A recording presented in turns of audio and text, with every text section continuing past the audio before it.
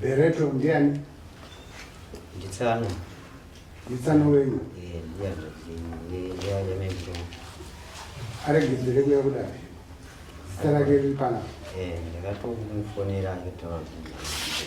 Munotaura takasimudza izvi. Ndakatomufonera kuti uya. Iye akati handina mari yekuti ndiuye kuno sekwakutanga futi kwatakamudaidzwa naishe Mutasa. Akati futi handina mari yekuti ndiuye kuno. Tikatongwa. Akati pandinouya ndokubhadharira mari yacho. Saka ndizvo ndandakamirirawo kuuya kwake. Tanzwa. Famire nyaya pamberi penyu. Nyaya ndeyekugowa nekugara panzvimbo yemakuwa.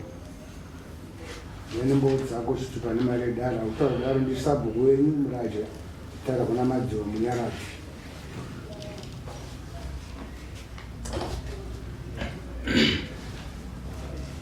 Ari kugara pamakuwa ndiye here kana kuti vanhu vari kugwera? Anonzi Bereto angati panhangu ari kuno mudare ndiye akatengeserwa nekuyu aitengeserwa pamakuwa ipapo tiwataura kuti hapaite ichi hapawakirwi baba wakaita nharo tikanzi hakuna masabu hakuna madzishi hakuna mama kunokutoita chimadiro acho jina kuno ndiwo uri sabhuku uri chii? Inini zvekutaurwa nasabhuku inini handina chandakambutaura. Saka uyu akatengeserwa nani? Uyu zvakaitika panzvimbo iyi. Nzvimbo iyi ndakange ndakaipiwa neCompto 7 wemumusha. Handini ndega ndakatopuwa nzvimbo idzi. Saka ndapuwa ndakatombogara. Ndobva ndafonera mwana wangu. Mwana wangu wona ndawana nzvimbo. Uya kudai zvika nzvimbo yakakura sei baba munini. Ndikati nzvimbo iyi 50 by 50. Zvikanzi baba munini nzvimbo iyi yaita diki. Dai mapa isekuru wangu. Nokuti sekuru hawana pekugara. Ndikati okay hapana chakaipa. Ndokubva ndapa sekuru waya nzvimbo iyo iya. Saka ivo kuti 50 by 50 inzvimbo inonzi iri kupuwa vanhu. Ndo yakatozara mari yedu 50 by 50 aipuwa vanhu vese. Waipuwa nei? Waipuwa neimbo, waipuwa nekanzuru, wamwe waipuwa neCompto 7. Zvamira sei sabhuku? zvavari kutaura zvikani kana iwo chairman wacho akamupa ndakatomutaura ndichiti ababa wakirwe baba vaishe chikono wachiri wapenyu wakataura kuti apa tasiya ndio panopinda nevanhu ende makuva ivayo ndio ari kutoshanda izvozvi ende iye akafai andowigwa ipapo futi pano kutengesa pacho ipapo handizi kuti ada kuzowigwa kupi Changameni. Handifungi kuti mutemo unotaura kuti Committee of 7 ine right yekupa munhu pekugara. Committee of 7 inorekomenda kana dziri nyaya dziri kuitwa newenenzi kwete kuti ati iye akapuwa pekugara. Une permit yeipapo? Papasati paita permit. Saka pane zvine zvawanayo here? Izvizvi permit yange isati yapo. Aida kuti wagadzirise nyaya yepemiti iyoyi saka ndo pakatanga kuita ndikaita kulenzi kakutsambeki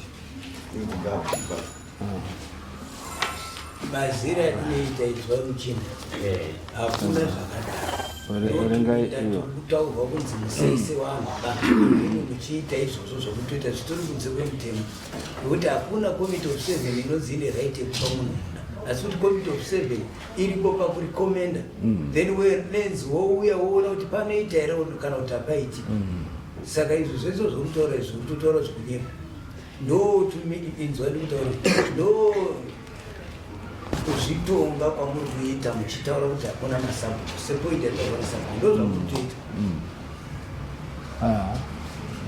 pasure mumbongo inini wapere udunhu mangu amunoona ishe chikono wakagadzirisa nyaya iyi mukwere uyu akaomesa musoro akasvika pakutaura kuti wachikono wakasvika pakutaura kuti hapawakwi wachikono wachizodzikawo pasi iwo wakavakawo pakakuswa nevanhu vemusha chairman wavo ari pano akagarapo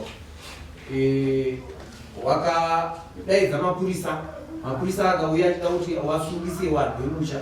Mapurisa akabvuma kuti aiwa inyaya inana ishe nana sabhuku mukati. Wakati aiwa pedzai inyaya idzi kwasvikana kwamambo. Mukomana akasara wakaita nharo wakawaka. Abva aenda kumaovhesi kweku kuna chairman weZANU-PF achindobvisanisa manje kuti ava wanzi vari maMDC. Chairman wacho achibva aitawo kadzungu achibva avhundutsira. Patakationa kuti nyaya iyi inonetsa ipapa wagara baba wana kuzoita nguva vari pabasa. Ndini ndakazosara newanji tikati aiwa chiendai kwachangamiri isusu handichiri muchema. Payakauya kuno wakomana wepano wakati aiwa dzokerai kuna Mutasana mugadzirise nyaya.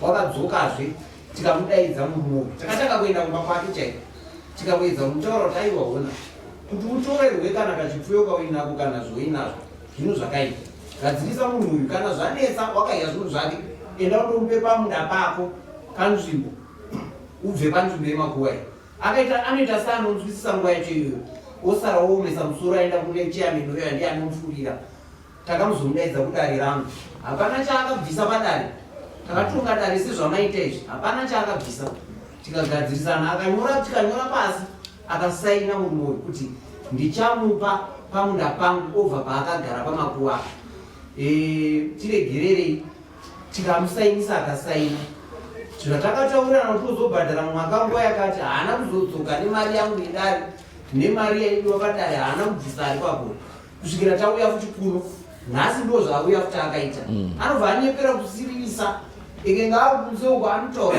anongana zvamataura changamire tikuona kuti murume uyu arikuda kubatsirwa nekuti pfungwa dzake handizivi kuti inharo dzei ari kufurirwa nemurume uyo anomufurira chairman weZANU-PF asi hapana chezvinobatsira zvichasvika mudanga make ozorwadziwa asi takambomuyambira saka ndokuti nyaya iyi musha uri kutozviziva uri kuchema naye awa sabhuku awa vachatogarisanawo kuita sewakavengana nekuti sabhuku anoda kuti zvinhu zvifambe nemazvo asi anobva ataura murume iwe kuti hakuna masabhuku mumakombo saka ndo nyaya yake muratidze kuti ariko zvazvinoita ndezvekuti chete dzimwe nguva pane zvatinoona isusu seutungamiriri tichibva tasiya makaiswa foni dzakaiswa newekuministry wachitaura izvozvo kuti wanhu awa kana wakagara pawakagara usina anything chawakapuwa ibvapo zvikabudiswa zvine foni idzo dzikaiswa kuti sungisai wanhu anofanira kusungwa uyu zvaari kutiita izvozvo achishora izvozvo anofanira kuti asungwe nekuti iko zvino zvimwe nguva inenge ichipera ichiita zvaari kuita hatusi kubvumirwa tuminda utoto hatusi kumbobvumirwa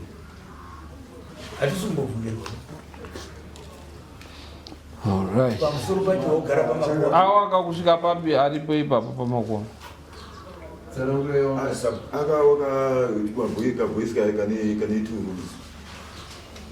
right mouya motora vakomana vaenda vandopwanya then wozoonana order onyorwa order yekuti pandopwanywa kana mande moreka nevamapurisa moenda mondopwanya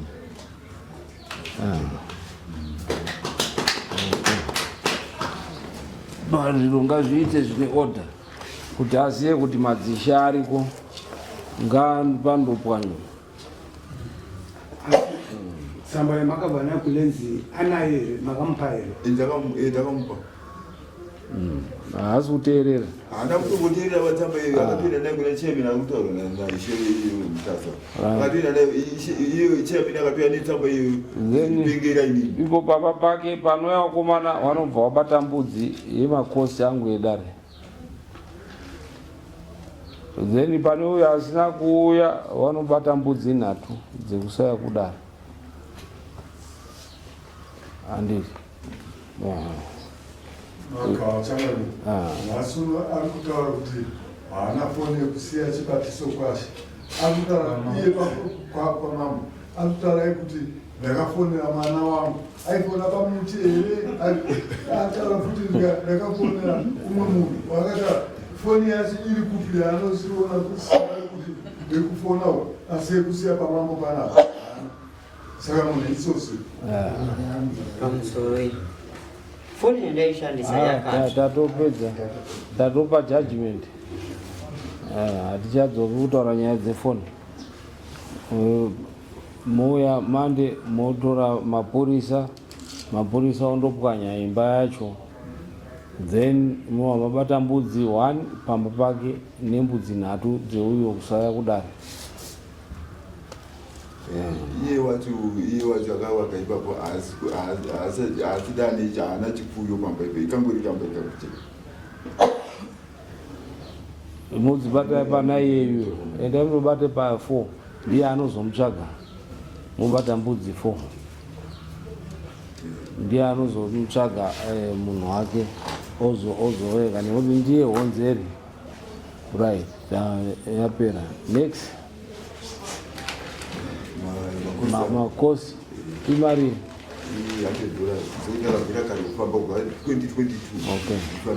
$100 kana kuti mbudzi 2. $100 kana kuti mbudzi 2. Saka mangoita pamunoita execution mangoeka ipapo. Right, chisimuka imendi.